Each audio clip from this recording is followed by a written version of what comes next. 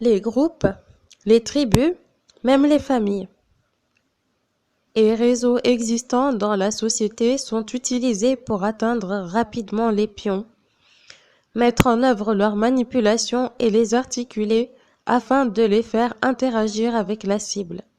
CF, Josina Badi, les réseaux de pouvoir. Les pions peuvent se trouver naturellement dans l'environnement de la cible ou dans les milieux où elle intervient. Dans ce cas, les personnes sont interceptées et programmées pour devenir des pions. Les pions peuvent être sélectionnés comme pour un recrutement, surtout s'ils ont déjà été programmés en amont par d'autres actions antérieures de harcèlement et sont envoyés en mission d'intrusion auprès de la cible.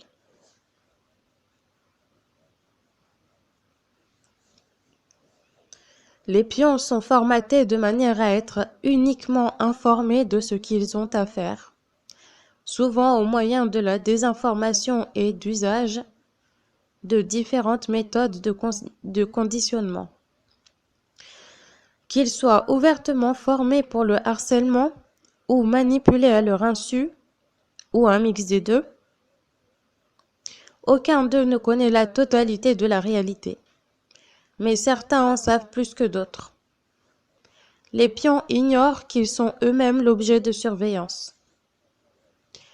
Les cibles, quant à elles, n'arrivent pas à comprendre ce qui se passe pendant longtemps. Elles sont plongées dans un chaos total et souvent dans une profonde dépression. Elles sont poussées au passage à l'acte. Rares sont celles qui comprennent après un long parcours et qui s'en sortent. Dans ce contexte, certains pions, des profils narcissiques et ou pervers, essaient de profiter de la situation afin de créer une rente de situation, souvent en manipulant d'autres pions.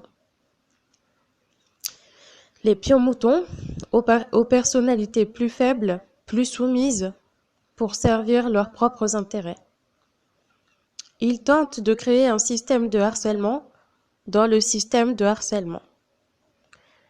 De multiples acteurs pervers peuvent ainsi interférer dans la trame principale du harcèlement en réseau, au-delà de ce qui est programmé en amont.